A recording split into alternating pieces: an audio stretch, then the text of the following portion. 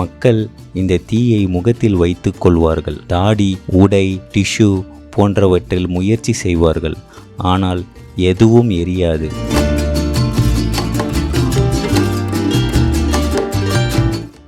இதுதான் அன்னைப்பனையால் பிறந்த இடம்.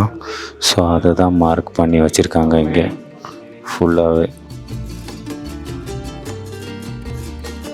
அசம்ப்ஷன் ஆஃப் மேரினா என்ன அர்த்தம்னா, ரோமன் கேத்தலிக் பிலீவ்ஸ் தட் மேரி சாகலை, அவங்கள அப்படியே ஆண்டவர் மேலே எடுத்துக்கிட்டார்.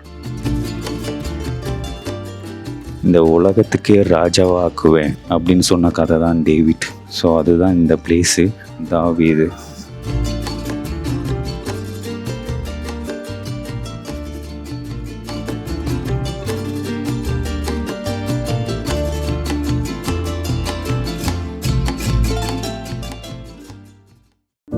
This was the moment when this war with Iran was just meters away from escalating, perhaps to a point of no return.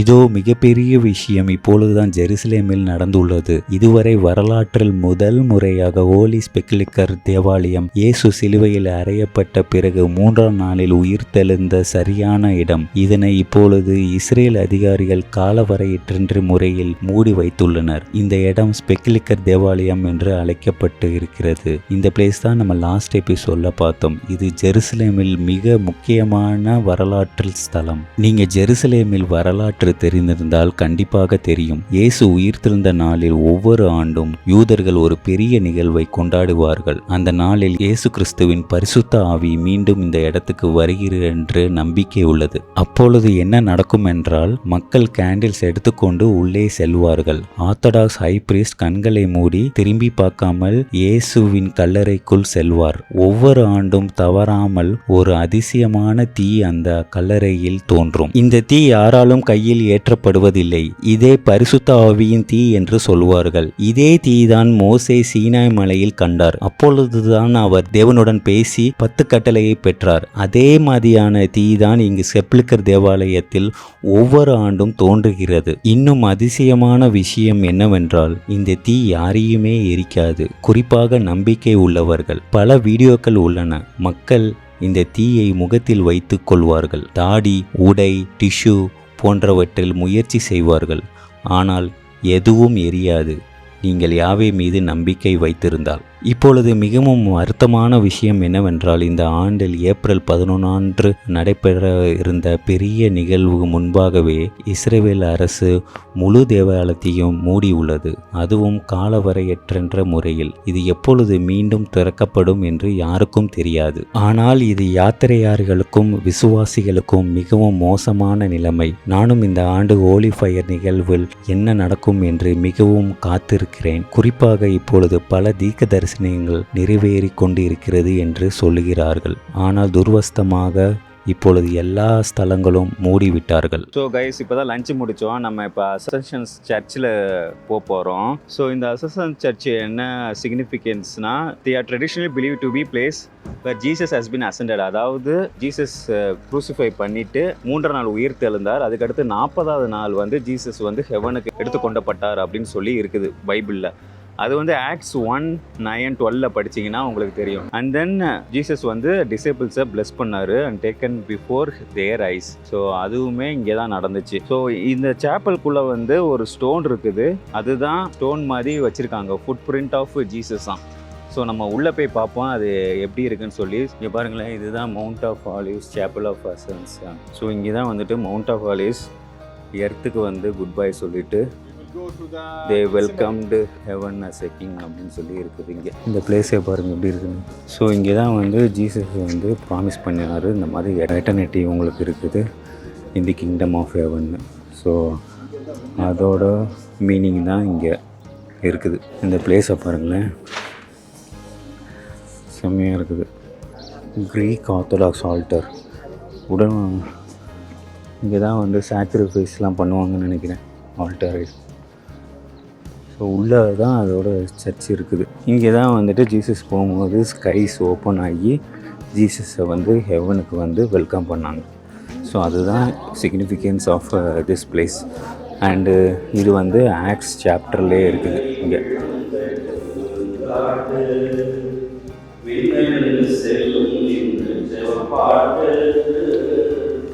அன்னை மரி உள்ளம் பெற்றும் காட்டு ஜெபமாலை சொல்லுவோம், அருள்மாலை சூட்டுவோம். ஜெபமாலை சொல்லுவோம், அருள்மாலை சூட்டுவோம்.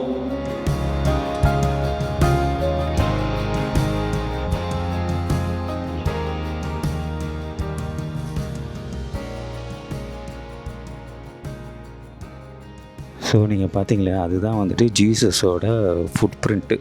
ஸோ ஜீசஸ் மேலே போகும்போது அந்த கால் தடம் வந்து பதிஞ்சிருச்சுன்னு சொல்லி அந்த இடத்துல வந்து மார்க் பண்ணி ஜீசஸோட ஃபுட் பிரிண்ட்டை வந்து இது பண்ணியிருக்காங்க. ஸோ இதுதான் வந்துட்டு 40ஆம் நாள் நடந்தது, வேறு Jesus has been taken into heaven as the kingdom of heaven.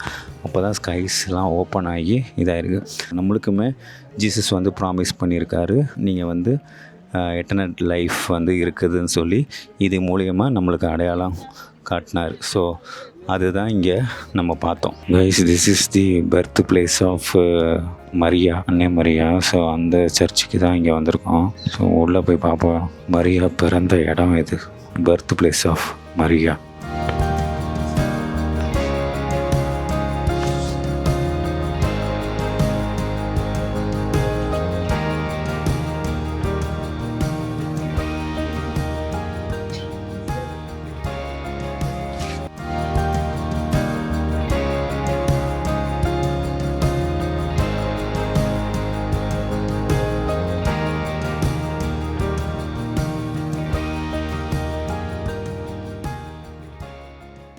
Guys, இதுதான் அன்னை மரியாள் பிறந்த இடம்.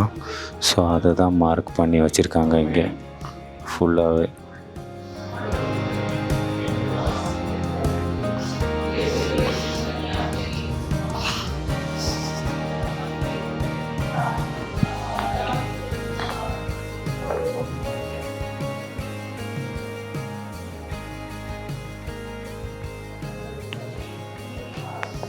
இங்கே பார்த்தீங்கன்னா பாருங்கள், நேட்டிவிட்டி ஆஃப் லேடி. இங்கே ஒரு பைபிள் வச்சுருக்காங்க. பைபிள் பக்கத்தில் ஒரு கிரீடமும் இருக்குது. அங்கே ஒரு கிரீடமு, அப்புறம் அன்னை மரியாள் படுத்திருக்க மாதிரி ஒரு ஃபோட்டோ. இது ரொம்பவே ஒரு ஹோலி பிளேஸாக இருக்குது இங்கே. அங்கே அந்த ஃபோட்டோவில் பார்த்தீங்கன்னா அன்னை மரியாள் சின்ன குழந்தையாக இருக்கும் போது பிறந்த ஒரு ஃபோட்டோ அது.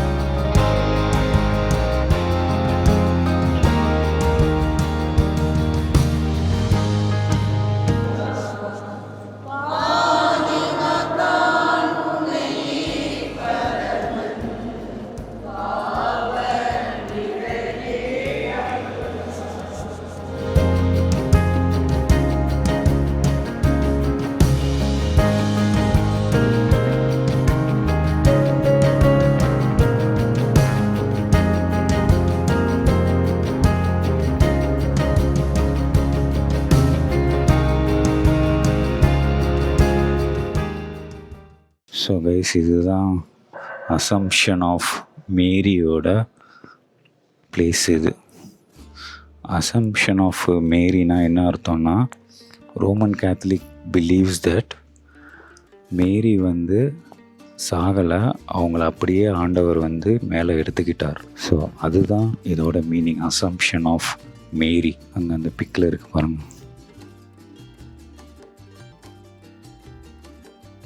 இதெல்லாம் அவங்களோட பிக்சர்ஸ். அப்படியே மேரி வந்து அப்படியே எடுத்துக்கிட்டாங்க அப்படின்னு சொல்லி பிலீவ் பண்ணுறது தான் ரோமன் கேத்தலிக்ஸ்.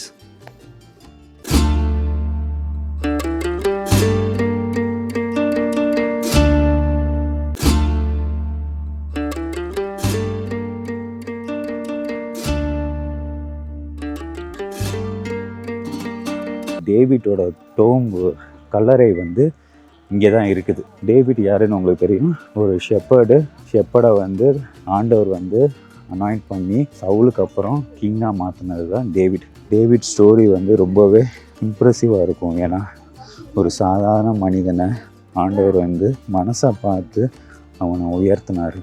ஸோ அதுதான் டேவிட் ஸ்டோரி. ஸோ அதுதான் இப்போ நம்ம பார்க்க போகிறோம், டேவிட் டோம். இப்போ நம்ம இந்த 2 இது வந்து இங்கே தான் இருக்குது.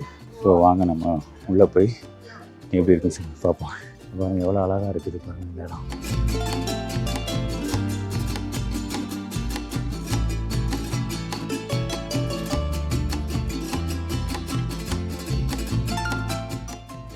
இங்கே போட்டிருக்கு பாருங்களேன், இது வந்து king of David tomb and then room of the Last Supper. இந்த 2 இது இங்கே நடந்திருக்கு. ஸோ கைஸ் இப்போ வந்து நான் டேவிட்ஸ் டோம் பார்க்க போகிறோம். Brother, where is the tomb? David tomb? This side. So இதுதான் டேவிட்ஸ் டோம், டேவிட்டின் கல்லறை. எனக்கு ரொம்ப பிடிச்ச ஒரு ஸ்டோரி டேவிட். பைபிளில் ஜஸ்ட் ஏ ஷெப்பர்ட், ஆண்டவர் என்ன சொல்கிறாருன்னா, ஒரு சிறிய மனிதனாக இருந்தால் கூட பரவாயில்ல, உன் மனசு நல்லா இருந்துச்சுன்னா உன்னை நான் உயர்த்துவேன், இந்த உலகத்துக்கே ராஜாவாக்குவேன் அப்படின்னு சொன்ன கதை தான் டேவிட். ஸோ அதுதான் இந்த பிளேஸு தாவீது. ஸோ இங்கே தான் வச்சுருக்காங்க போல அந்த டேவிட் ஸ்டோன்.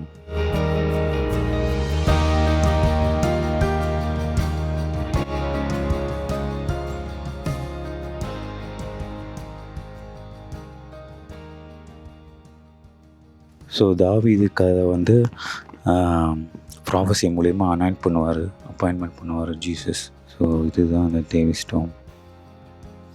இங்கே வந்து ஜூஸ் இருக்கிறாங்க, இங்கே பைபிள் இதெல்லாம் வாசிக்கிறது எல்லாம் இங்கே தான் நடக்கும்.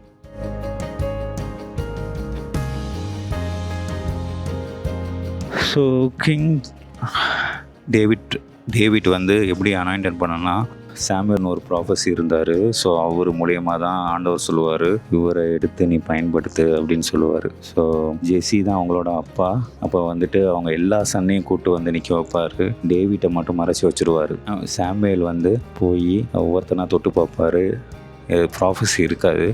கடைசியாக ஒரு மகனை மட்டும் ஒழிச்சு வச்சுருக்க கண்டுபிடிச்சிருவார். அவர் சொல்லுவார், இன்னொரு கடைசி மகன் எங்கே அப்படின்னு சொல்லுவார். ஸோ அப்போ வந்துட்டு ஜெஸி சொல்லுவார், இந்த மாதிரி அவன் வந்து சாதாரண மனுஷன், ஆடு மேய்ச்சிக்கிட்டு இருக்கான்னு சொல்லுவார். அப்புறம் அவனை கூட்டுவான்னு சொன்னோன்னா அவனை கை வச்சோடனே ஆண்டவரோட ப்ரெசன்ஸ் அவன் மேலே இருக்கிறத உணர்வார். அப்போ வந்து சாமுவேல் வந்து சிரிப்பார், இந்த மாதிரி ஆண்டவர் வந்து எந்த இதையும் பார்க்குறதில்ல, மனசை மட்டும்தான் பார்க்குறாரு. Outer beauty or outer anything God won't see, only God sees your heart. அதுதான் ரொம்ப புல்லரிக்கிற ஒரு மூமெண்ட்டாக இருக்கும் அது சொல்லும் போது. அதுக்கடுத்து டேவிட் வந்து 15 வருஷம் காத்திருந்தார் இந்த கிங் ஆகிறதுக்கு. 15 வருஷம் டேவிட்டை இது பண்ணி காக்க வச்சு சவுலுக்கு பதிலாக டேவிட்டை உயர்த்துவார் ஆண்டவர். அதுதான் இஸ்ரேல் அண்டு டேவிட்டோட கதை. இந்த வியூவை பாருங்கள், வேறு லெவலில் இருக்குதா? இது பாலஸ்தீனில் இருக்குது இந்த இடம். இந்த பாருங்கள், ரோடை பாருங்கள், ஃபுல்லாகவே அந்த சைடு வீடு பக்கத்தில் இருக்குது. சூப்பராக இருக்குது பார்க்குறதுக்கே. இதெல்லாம் பாருங்கள், 2000 years ago ஹிஸ்ட்ரி நடந்தது. இன்னும் அதை பாதுகாத்து இது பண்ணிக்கிட்டு இருக்கிறாங்க. இங்கே நிறையா மக்கள் வேறு கண்ட்ரிலேருந்து எல்லா இடத்துல இருந்தும் இங்கே வந்து பார்க்குறாங்க. இப்போ பாருங்கள், எங்கள் ஆப்போசிட்டில் வந்துட்டு வேறு கண்ட்ரி பீப்புள் வந்துக்கிட்டு இருக்காங்க பாருங்கள். எல்லாமே வந்துட்டு இங்கே தான் வராங்க, இந்த டேவிட் டோம் கல்லறை எல்லாம். ஸோ இந்த நம்ம போய் பார்த்தோம் டேவிட் கல்லறை அண்டு லாஸ்ட் சப்பர். இது வந்து இப்போதைக்கு கண்ட்ரோல் பை ஜூஸ் தான் கண்ட்ரோல். அதாவது ஒரு பிளேஸ், ஹிஸ்டாரிக்கல் பிளேஸ்லாம் வந்துட்டு ஒரு ஆள் கண்ட்ரோல் வச்சுருக்காங்க. ஸோ அதில் வந்துட்டு இது வந்து ஜூஸ் வந்து இந்த பிளேஸை வந்து கண்ட்ரோல் பண்ணி வச்சுருக்காங்க. ஏகப்பட்ட செக்யூரிட்டி இருக்குது உள்ளே, எல்லாம் கன்னை வச்சு நிற்கிறாங்க. நம்மளுக்கு எதுக்குன்னு தெரில, பட் ஆனால் இவங்க எப்போவுமே வந்துட்டு செக்யூரிட்டி ரொம்ப டைட்டாக இருக்குது இங்கே. இன்னொரு ஸ்டோரி தெரியணுன்னா, இந்த டேவிட்டோட ஸ்டோரி வந்து இம்ப்ரெசிவாக இருக்கிறது ஏன் சொன்னேன்னா, உங்களுக்கு எல்லாமே தெரிஞ்சிருக்க கதை, சின்ன வயசுலேருந்தே படிச்சிருப்பீங்க. டேவிட் அண்ட் கோலியாத்தை வந்து 40 நாள் வந்து யாருமே வந்து முன் வந்து சண்டை போட மாட்டாங்க. ஃபிலிஸ்டீன்ஸும் இவங்களும் சண்டை போடுவாங்க, இஸ்ரேலைட்ஸும். ஃபிலிஸ்டீன்ஸ் சேலஞ்சு பண்ணுவாங்க கோலியாத்தை வச்சு, யாருனாலும் வந்து சண்டை போட்டு ஜெயிச்சு காட்டுங்க அப்படின்னு.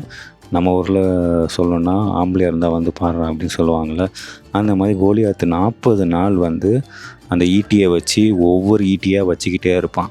பட் ஆனால் யாருமே ரெடியாக இருக்க மாட்டாங்க. ஏன்னா அவன் வந்து ஒரு ஜெயண்ட்டுன்னு சொல்லுவாங்க, ரொம்ப ஹைட்டு, அவனை யாருமே பீட் பண்ண முடியாது அப்படின்னு இருந்தப்போ டேவிட் வருவான். டேவிட் வந்து ஒரு கல்லை வச்சு அடித்து வின் பண்ணுவான். அப்போ தான் டேவிட்டோட கதையே டேர்ன் ஆகும். ஸோ அதுதான் ஒரு மாரல் ஆஃப் தி ஸ்டோரி. என்னென்னா, ஆண்டவர் நினச்சாருன்னா ஒரு கல்லை வச்சு கூட யாரை வேணாலும் ஜெயிக்கலாம். அதுக்கு வந்து நம்ம வந்து ப்ரிப்பேர்டாக இருக்கணும்.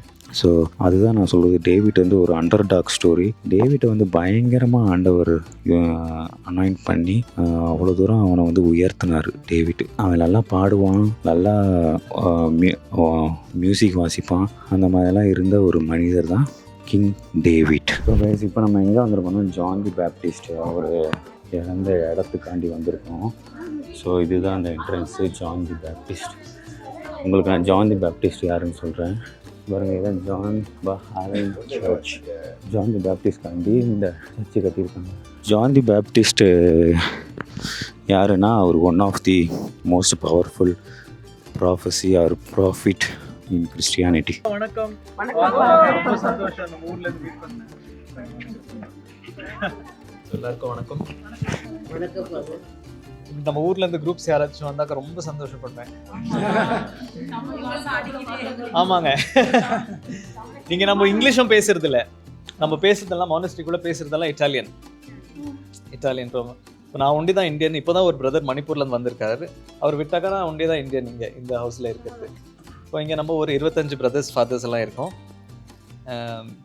இந்த பிளேஸ் வந்து இங்கே எங்கே நிற்கிறீங்களோ இங்கே வந்து ஜான் தி பேப்டிஸ்ட் அப்படின்னா ஸ்நாபகவல்லப்பர் பிறந்த இடம், திருமுக யோவான் பிறந்த இடம். இது ரொம்ப அழகாக இருக்குது சர்ச்சு. இது வரைக்கும் சர்ச் ரிப்பேரில் இருந்துச்சுங்க, மரம்லாம் வச்சுட்டு இருந்தாங்க. ஸோ நீங்கள் வந்து ரொம்ப லக்கி, அந்த மரம்லாம் எடுத்துட்டோம். ஏன்னா ரிப்பேர் பண்ண முடியல. ஒரு 6 வருஷமாக சர்ச் பூட்டி தான் இருந்துச்சு. ஸோ வெறும் அந்த அங்கே பிறந்த இடத்துக்கு போக மட்டும் ஒரு பாதை இருந்துச்சு, அவ்வளோதான். ஸோ 1 மாதமாக தான் இந்த மரம்லாம் எடுத்துட்டு ரிப்பேரெல்லாம் பண்ண முடியல, இருந்தாலும் அதை யூஸ் பண்ணலான்ட்டு அப்படி யூஸ் பண்ணிட்டு இருக்கோம். Father, from the beginning we are blessed. Oh, you're always blessed. So Holy Land ku vandu From the beginning the team very blessed. Very good. You have father and you have so many others. So நிறைய பேருக்காக அவங்க வேண்டிட்டு இருக்காங்க இல்லைங்களா உங்களுக்காக. So அவங்க உங்ககிட்ட கூட கேட்டிருக்காங்க இல்லைங்களா, எங்களுக்காக வேண்டிக்காங்க, அவங்க போகும்போதெல்லாம் வேண்டிக்காங்கன்ட்டு. ஸோ அந்த பிளெஸிங்ஸ் எல்லாம் அவங்க கூடவே வருதுங்க. ஸோ நீங்கள் திரும்பி நாட்டுக்கு போகும்போது அப்படியே கூட இதெல்லாம் எடுத்துகிட்டு போவீங்க இல்லைங்களா. So that's nice thing. So அதாச்சும் இது எலிசபெத் அம்மாவுடையும் ஜெக்கரியாவுடையும் வீடாக இருக்குது. ஸோ இங்கே தான் அவர் பிறந்தது. ஸோ மாதா வந்துட்டு இங்கே மேலேயும் ஒரு கோயில் இருக்குங்க. ஸோ மாதா வந்து அங்கே கோயிலில் வந்து எலிசபெத் அம்மாவை விசிட் பண்ணுறாங்க, சந்திக்கிறது வந்து அந்த கோயிலில் விசிட்டேஷன் சர்ச்சுட்டு. இன்னும் இது வந்து அவங்க வீடு. ஸோ இங்கே கீழே பார்க்கும்போது இது 4ஆம் நூற்றாண்டில் இருந்த கோயில். அது 4ஆம் நூற்றாண்டில் பிசன்டீன் காலத்து கோயில். அது பிசன்டீன் ஆர்ட்னு சொன்னாக்கா அது மொசைக்குன்னு சொல்லுவாங்க. சின்ன சின்ன கல்லுங்களை வச்சு ஒரு டிசைன் பண்ணியிருக்காங்க பாருங்க, அங்கன்னு தெரியும். ஸோ இதெல்லாம் காணாமல் போயிட்டு ஒரு 100 வருஷத்துக்கு முன்ன தான் இதெல்லாம் இது பண்ணி ஆர்கியாலஜிக்கல் சர்வே எல்லாம் பண்ணிட்டு இதெல்லாம் இருக்காங்க. ஜக்கரியா. ஸோ நம்ம கோயிலுக்குள்ளே போகலாம். கோயிலுக்குள்ளே போயிட்டு லெஃப்ட் சைடில் ஒரு குகை இருக்குங்க. ஸோ அந்த குகையில் தான் ஜான் தி பேப்டிஸ்ட் பேர். கைஸ், இதுதான் ஜக்கரியா அண்ட் எலிசபெத்தோட வீடு. அதோட மெமரிஸ் தான் அங்கே இது பண்ணியிருக்காங்க. ஸோ அங்கே பார்த்தீங்கன்னா ஜான் தி பேப்டிஸ்டோட பிக்கு தான் இருக்குது, ஆடோஜ் அண்ட் மரியாவோட பிக் இருக்குது. ஸோ இங்கே வந்துட்டு ஜான் தி பேப்டிஸ்ட் பிறந்த இடம் இது ஆக்சுவலாக. ஸோ பிறந்த இடத்த தான் வந்துட்டு இங்கே வந்து ஒரு நினைவாக கோவில் கட்டியிருக்காங்க.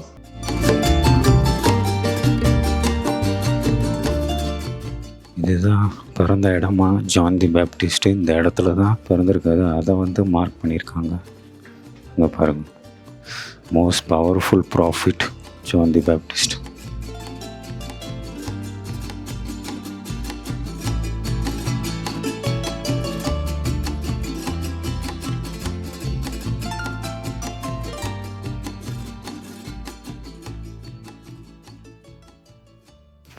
ஸோ கைஸ் போய் ஜான் தி பேப்டிஸ்ட் பார்த்தோம். ஸோ அங்கே போய் பிளெஸ்ஸிங் வாங்கிட்டு அது நம்ம தொட்டு ஒரு 2 மினிட்ஸ் ப்ரேயர் பண்ணி அப்புறம் பிளெஸ்ஸிங் வாங்குறது தான் எல்லாம் பண்ணுறாங்க. ஸோ அதுதான் இப்போ நம்ம பார்த்தோம். ஸோ உங்களுக்கு ஜான் தி பேப்டிஸ்ட் யாருன்னு சொல்லணும்னா, ஜான் தி பேப்டிஸ்ட் தான் one of the most powerful ப்ராஃபிட்னே சொல்லலாம். அவர் வந்து யாருக்கு பிறந்தார்னா சக்கரியா அண்ட் எலிசபெத், இந்த 2 பேர்த்துக்கு தான் பிறந்தார். அவர் பிறந்த இடம் இந்த இதுதான்.